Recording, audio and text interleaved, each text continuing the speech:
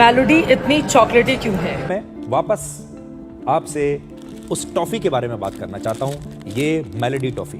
आखिर मेलोडी इतनी चॉकलेटी क्यों है? Nation wants to know. भाई एक बार तुम पार्ले के पास चले जाओगे तो वो शर्मा जाएंगे इसका जवाब देने के लिए, लेकिन अगर तुम न्यूज चैनल के पास जाओगे तो पूरे दिन भर वो इसका जवाब देने से थकेंगे नहीं। शाबाश बेटा, बहुत बढ़िया। वेस्ट बंगाल के इलेक्शन में झालमुड़ी का प्रचार करना हो, खुशबू बड़ी जबरदस्त होती है।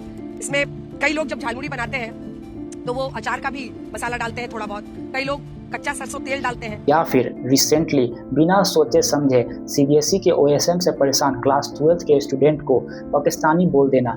ऐसी है हमारे देश की मेन स्ट्रीम मीडिया और उनके एंकर्स। तुम्हें सचिन और सीमा हैदर वाला तो केस याद ही होगा।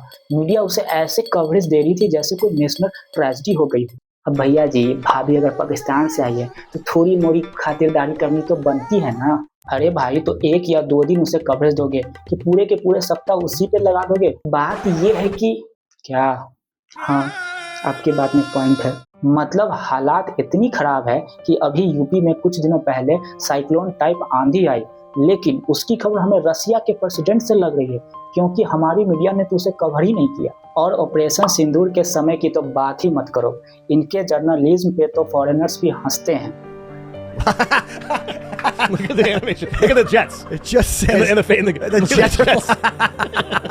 अरे आप इन फिरंगियों की लोड क्यों लेते हो? ये लोग तो एंटी इंडिया एजेंट्स है, डीप स्टेट एजेंट वाले। अरे हर कोई डीप स्टेट एजेंट थोड़ी होता है, कभी खुद के कमियों को भी देख लो। कमियां, वो भी मुझ में? इम्पॉसिबल। आज हर ऑपोजिशन लीडर मीडिया को एब्यूज करता है, गोदी मीडिया बोलता है। इनफैक्ट कुछ लीडर्स तो एंकर्स के मुंह पर उन्हें गोदी मीडिया बोल देते हैं।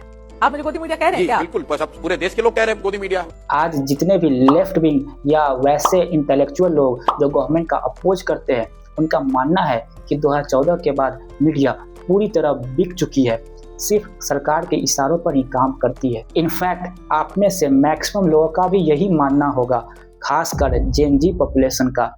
वैसे तुम्हारा क्या मानना है छोटू? ओए, सो गए क्या? नहीं, मेरा भी सेम आंसर, नो डिफरेंस। लेकिन ये एक लेसर नोन फैक्ट है।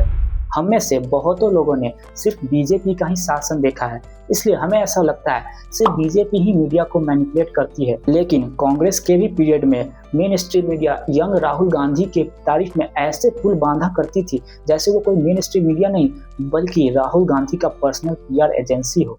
बरेली और अमेठी का लाडला राहुल, अंग्रेजों को भारत दिखाता राहुल, कभी पैराग्लाइडिंग करता है तो कभी प्लेन में बैठकर किताबों में खोया है, जो दिन के उजाले में रोड शो करता है और शाम ढलते ही किसी दलित के दालान में होता है। वो शख्स जो शाहरुख के साथ मैच देखता है तो कभी उसके कंधों पर मिट्टी का बोझ दिखता है।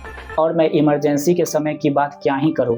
उस समय इंदिरा गांधी ने पूरे 2 दिनों तक किसी भी खबर को छापने पर रोक लगा दिया था।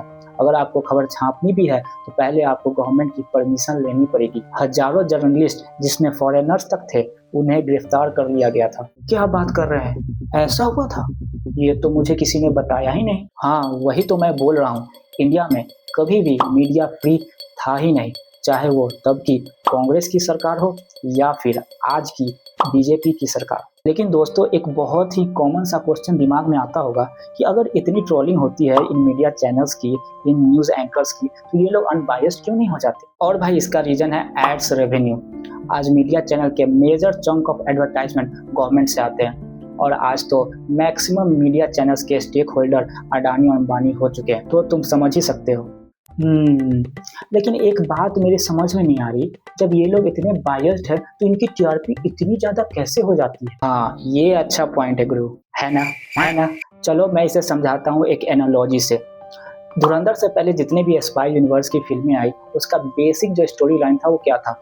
एक रॉ का एजेंट होगा, एक आईएसआई का एजेंट होगा, एक बागी सोल्डर होगा, उसे ये दोनों मिलकर मारेंगे, जिसका आज की डेट की ग्राउंड रियलिटी से तो कुछ लेना देना ही नहीं है। लेकिन क्या यश राज की सभी फिल्में फ्लॉप हो गई? ऑब्वियसली नहीं, अगर 1-2 को छोड़ दे तो। क्योंकि ऑडियंस के पास तो कोई ऑप्शन ही नहीं है, उन्हें जो दिखाया जाएगा वो वही तो देखेंगे। और यही हाल सभी मीडिया चैनल्स का है, सब के सब बस टीआरपी के घोड़े पर सवार होकर रेस में दौड़े जा रहे हैं। आपकी बात तो सही है, लेकिन अपन लोग क्या करें? अपने दिमाग का यूज करो। देखो, आज की डेट में कोई भी न्यूट्रल नहीं है, हर कोई किसी न किसी की तरफ बायस्ड है। तो हमेशा किसी भी कंक्लूजन पर डायरेक्ट मत पहुंचो, पहले दोनों पक्षों की बातों को सुनो और समझो, एंड देन अपनी अंडरस्टैंडिंग और एक्सपीरियंस के बल पर किसी एक डिसीजन पर पहुंचो। समझे छोटू राम? एक सेकेंड नोट कर लेता हूँ। और ये वीडियो अच्छी लगी तो लाइक और शेयर तो जरूर कर देना, और अपना ओपिनियन कमेंट में जरूर बताइए आपकी क्या थिंकिंग है आज की मेन स्ट्रीम मीडिया के बारे में। और दोस्तों, ऐसी ही वीडियो के लिए चैनल को सब्सक्राइब जरूर कर देना, इससे थोड़ा मोटिवेशन मिलता है। तुम कुछ बोलोगे? हाँ, प्लीज़ लाइक शेयर और कमेंट कीजिए, और भैया जी के चैनल को सब्सक्राइब भी कर दीजिए। भाई लोग, छोटू का भी बात मान ही लो, और तब तक के लिए अपना और अपने परिवार का ख्याल रखना। मैं मिलूंगा आपको यहीं पर एक नए टॉपिक के साथ, तब तक के लिए गुड बाय।